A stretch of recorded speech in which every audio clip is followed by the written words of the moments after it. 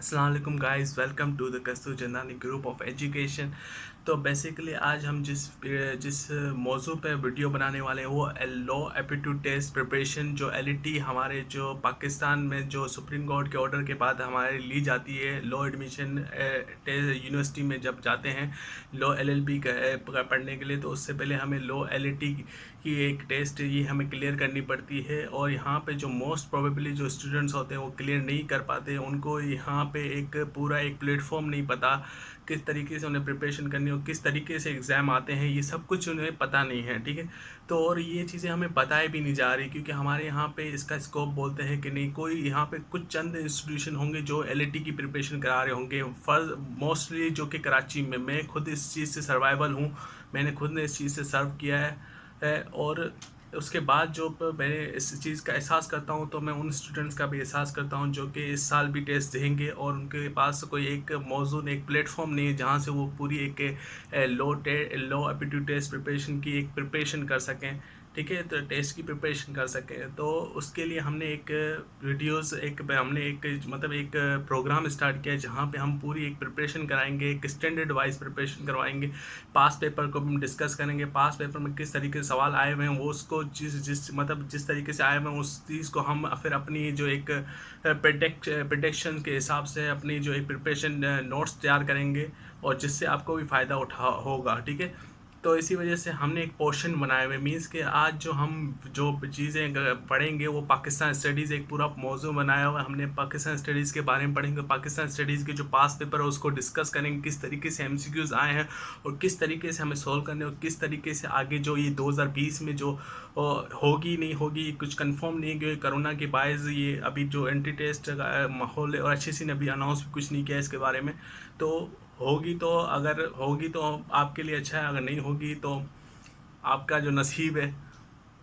ठीक है, तो इस वजह से हमने प्रिपरेशन के लिए आसानी होगी आपको। ठीक है, तो इसी वजह से हमने पोर्शन बनाया हुआ है। पाकिस्तान स्टडीज़ आज पहले करेंगे है, और फिर उसके बाद ऐसे ऐसे फिर जनरल नॉलेज, फिर इंग्लिश, फिर मैथ, बेसिक मैथ जो वो करेंगे, फिर इस्लामिक स्टडीज़ और फिर उर्दू। ठीक है, इस तरीके से हम चलेंगे।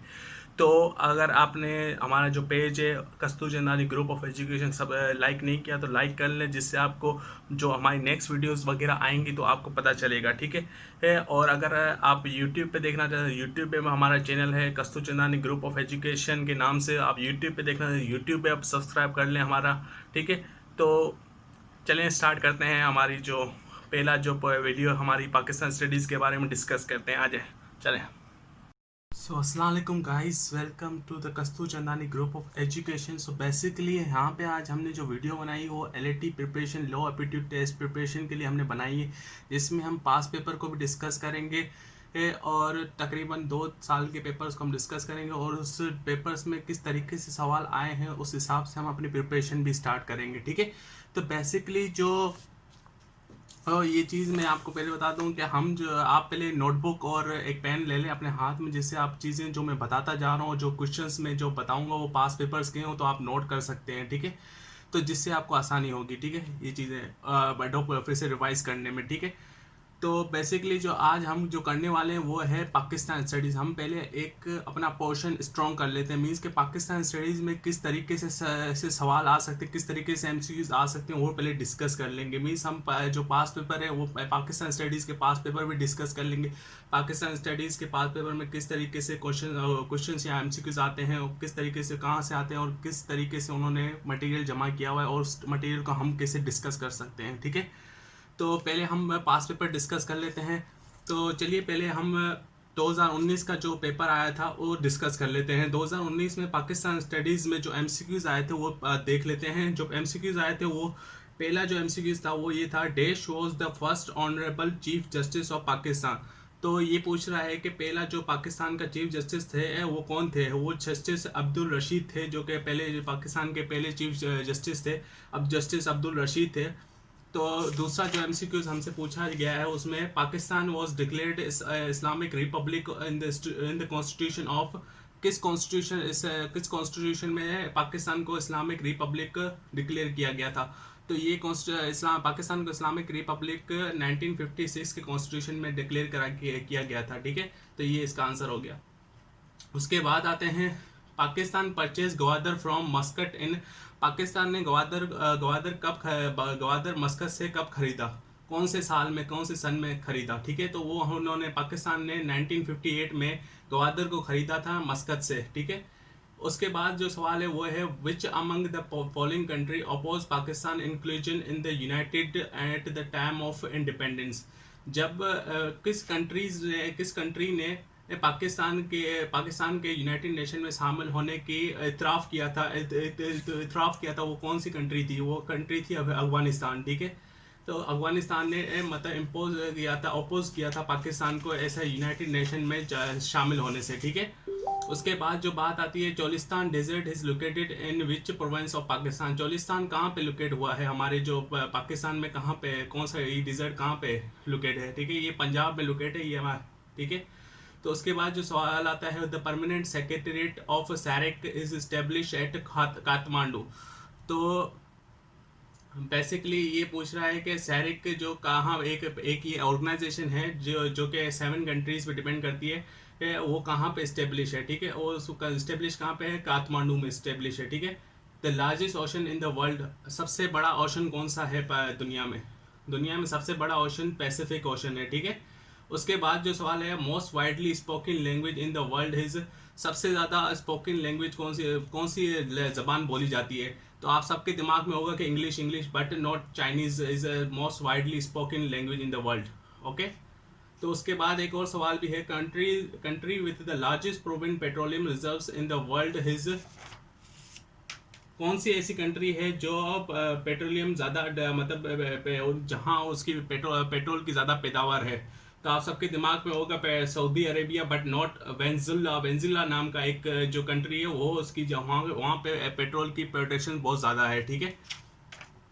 तो ये थे हमारे क्या नाम है पाकिस्तान स्टडीज़ के 2019 के जो MCQs थे वो थे।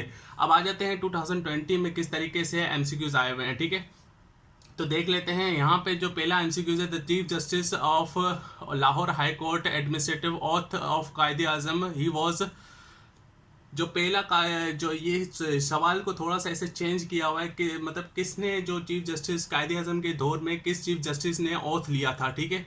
तो वो चीफ जस्टिस अब्दुल रशीद ही थे जो कि पहले चीफ जस्टिस ऑफ पाकिस्तान। ये सवाल को थोड़ा सा ट्रिकी बनाया हुआ है, थोड़ा सा मतलब एक अलग वे में पूछा गया आपसे, तो आपको ये कंफ्यूज करने के लिए था, ठीक है। उसके बाद एक और सवाल है, फर्स्ट कॉन्स्टिट्यूशन पास्ड ऑन, पहला कॉन्स्टिट्यूशन कब पास हुआ था, तो पहला कॉन्स्टिट्यूशन 23 मार्च 1956 में पास हुआ था, ठीक है। उसके बाद ये एक और सवाल है, फर्स्ट मार्शल लॉ इन पाक बाय, फर्स्ट मार्शल लॉ किसने मतलब इम्पोज किया था पाकिस्तान में, जब पहला मार्शल लॉ कब लगा था, पहला मार्शल लॉ अयूब खान ने लगवाया था, ठीक है।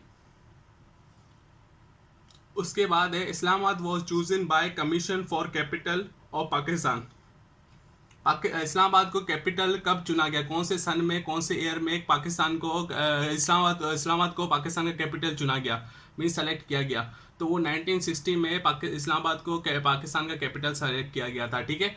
मैन क्रॉप क्या है हमारा, जो मैन क्रॉप ऑफ पाकिस्तान क्या है हमारा, वो है राइस, हो सकता है कॉटन भी हो सकता है, ठीक है। दोनों एक सही आंसर है। अगर आपके पास दोनों में एक भी आ जाए तो आप करेक्ट कर ले, और अगर दोनों हो और बहुत का एक ऑप्शन हो तो आप बहुत करेंगे, ठीक है। तो ये थे, ये पांचवा हो गया हमारा। उसके बाद जो है, उसके बाद एक और सवाल है, Tarbela is the largest earth filled dam in the world, Tarbela जो हमारा पाकिस्तान का सबसे बड़ा डैम है, वो दुनिया में सबसे ज़्यादा भरा, मतलब एक वॉल्यूम वाइज सबसे ज़्यादा कौन से नंबर पे आता है दुनिया में, वॉल्यूम वाइज मीन्स के उसके अंदर जो पानी है उस वॉल्यूम के हिसाब से दुनिया में कौन से नंबर पे टर्बेला लाई करता है, मीन्स आता है हमारे, तो वो 5वें नंबर पे आता है, 5th largest field dam in the world है टर्बेला, ठीक है। तो ये क्वेश्चन आ चुका है और इसको थोड़ा सा बहुत दफ़ा आ चुका है, मेरे ख्याल से 2017 में भी आया था ये।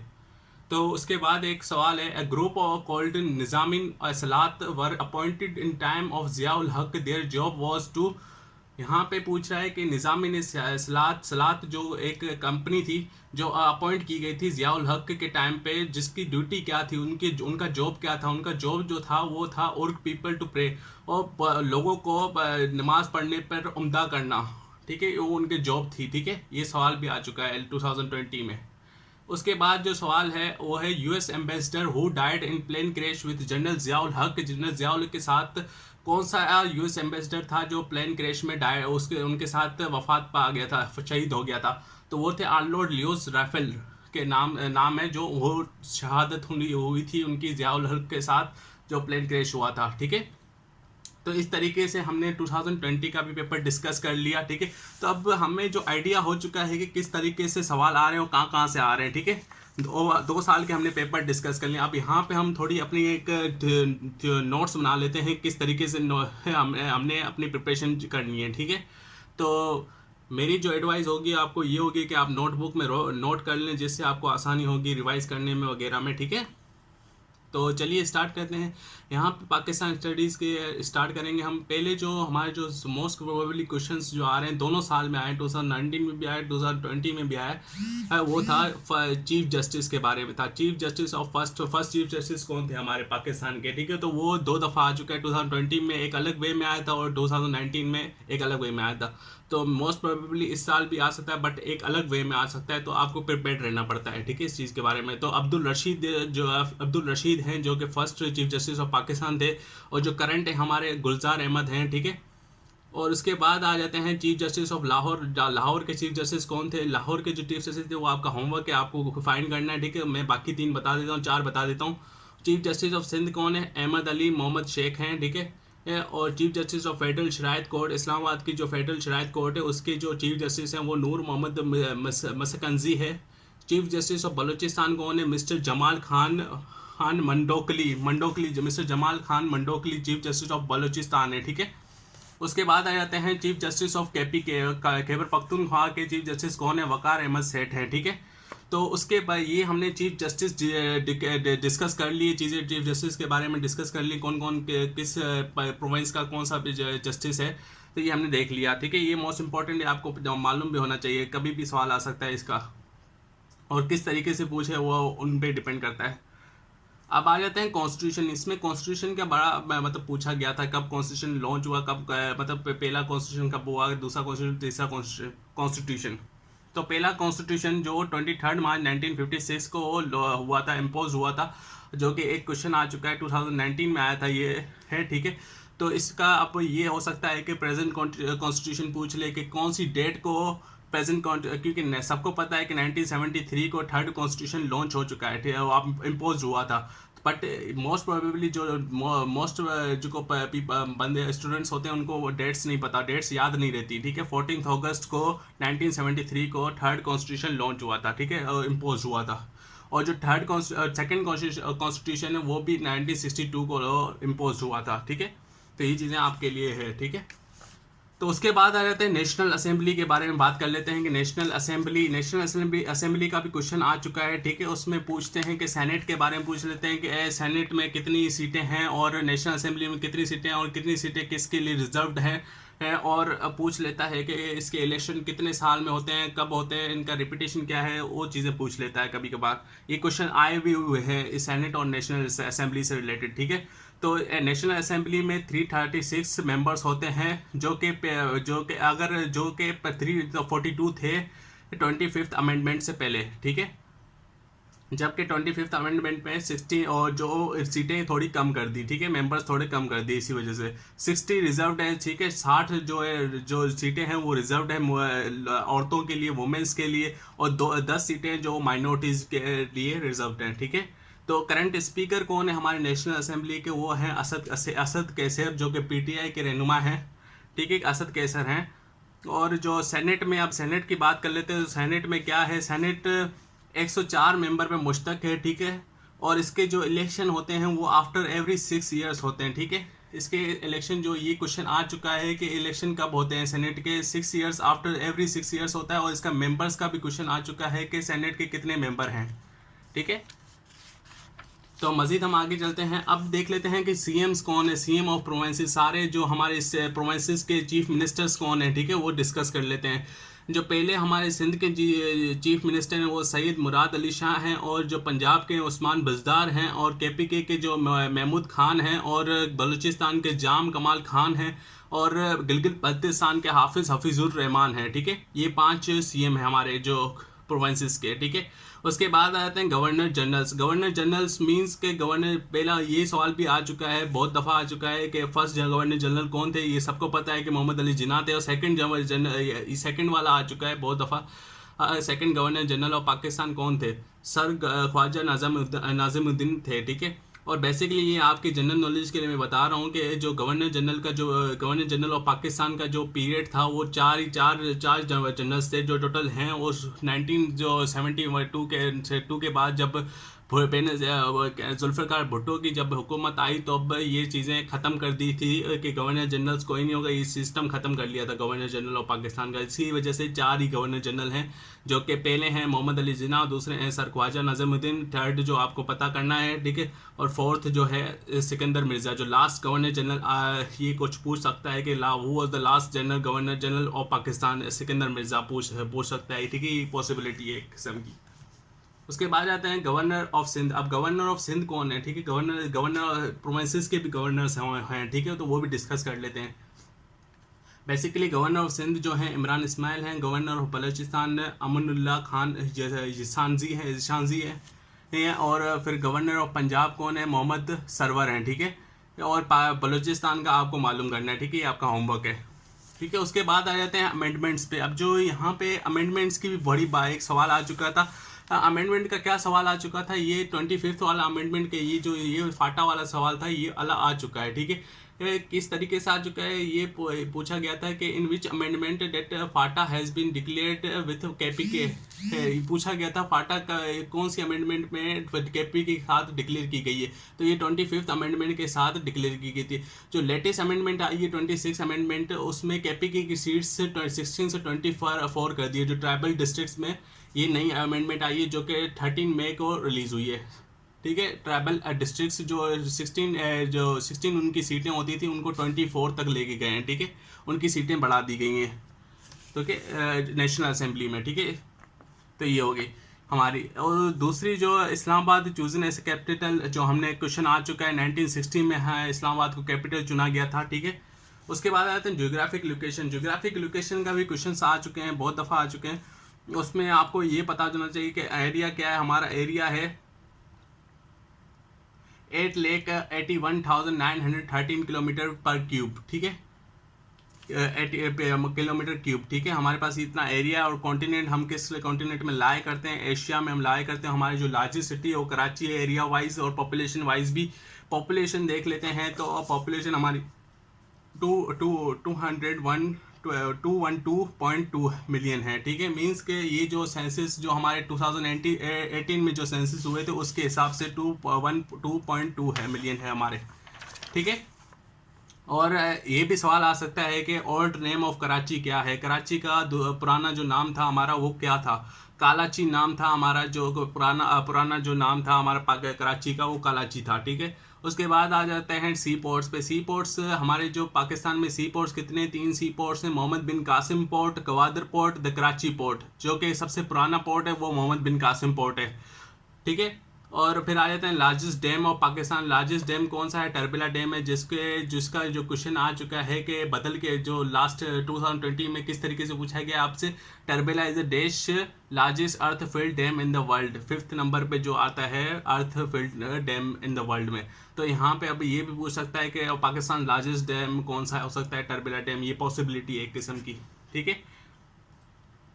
तो दूसरे अब देख लेते हैं मार्शल लॉ। अब कितने 3 मार्शल लॉ सबको पता होगा कि 3 मार्शल लॉ हम पाकिस्तान में इम्पोज हो चुके हैं। तो पहले मार्शल लॉ किसने इम्पोज किया था वो सवाल आ चुका है, जिसे कि अयूब खान ने वहाँ पे पूछा था किसने इम्पोज किया। अब ये अगर ये भी पॉसिबिलिटी कि इस बार डेट पूछ ले आपसे कब इम्पोज हुआ और कौन सी डेट को किस सन में इम्पोज हुआ, ये पूछ सकता है आपसे।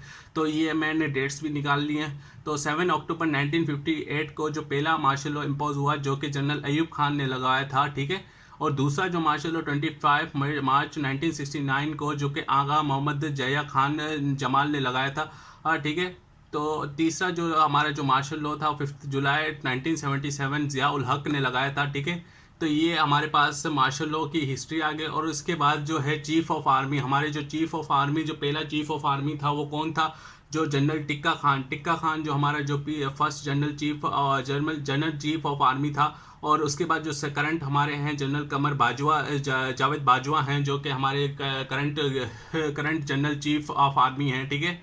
तो ये हमारे जो होगी पाकिस्तान स्टडीज़। इसके साथ मज़ीद हम पाकिस्तान स्टडीज़ के जो MCQs और कुछ प्रिपरेशन है वो हम करेंगे आगे हमारी नेक्स्ट वीडियोस में। अगर आपने हमारे चैनल को सब्सक्राइब नहीं किया और हमारे पेज को लाइक नहीं किया तो लाइक कर लें। Kastur Chandani group of education का नाम है पेज का, तो प्लीज़ लाइक कर लें, जिससे आपको न्यू अपडेट्स वगैरह आती रहेंगी, ठीक है। Thank you very much for like listening to me. आपने हमें बर्दाश्त किया इतनी देर तक। Thank you very much. अल्लाह हाफिज़।